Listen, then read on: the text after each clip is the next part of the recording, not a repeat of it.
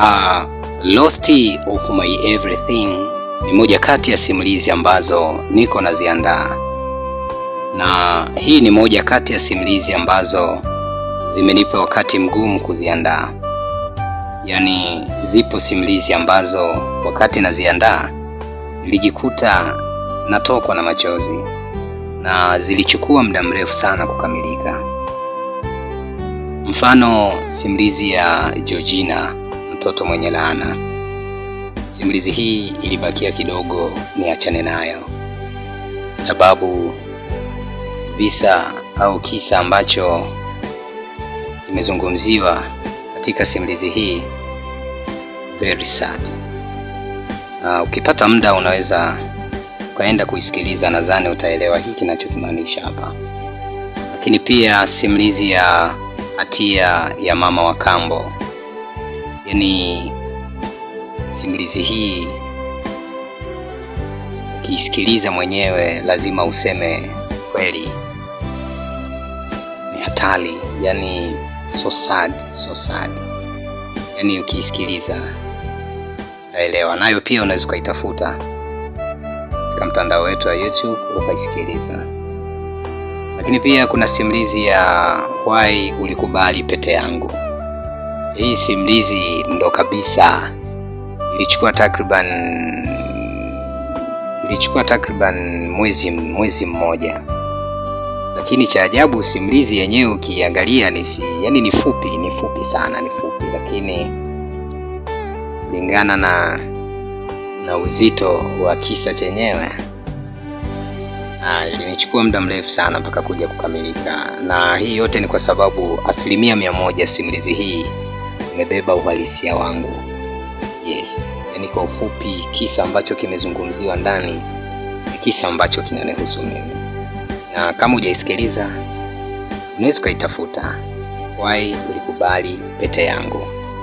Lakini pia ukiachana na hii simulizi Why Ulikubali Pete Yangu, kuna simulizi nyingine. Why Ulikubali Pete Yangu imekuwa kama mwendelezo kwenye simulizi ambayo iliwahi kutoka nyuma, nayo pia inazungumzia kisa hicho, lakini hii Why Ulikubali Pete Yangu ni katika second edition. Simulizi ya Broken Promise ambayo ina sehemu ya kwanza na sehemu ya pili. Nayo pia ni moja kati ya simulizi ambazo zilinipa wakati mgumu sana. Lakini pia zipo simulizi kama Darkness Marriage, ndoa ya giza hii. Lakini kuna simulizi nyingine ambayo inaitwa Scorpion, mtoto wa ajabu. Simulizi zote hizi bado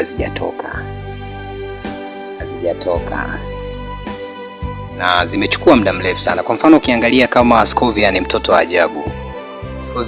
ajabu, naweza nikasema ina mwaka mzima hii. Yes, ina mwaka mzima. Lakini pia kuna simulizi nyingine, Siri ya Abinimbi mpaka sasa hivi na takriban miezi kama 5 hivi na haijaisha. Na hii yote ni kutokana na uzito wa kisa au visa ambapo vimezungumziwa ndani. Unajikuta unaandika mstari wa kwanza, mstari wa pili, unaona kama vile mbona kama hii kitu sasa inaanza kunisadinisha mwenyewe na nitia huzuni. Mwisho siku naamua kuachana nayo, au unakosa tu mkali. Na katika kazi zetu hizi unapokosa mkali nashauri uachane nayo, maana unaweza kujikuta umeharibu scene. Lost of My Everything.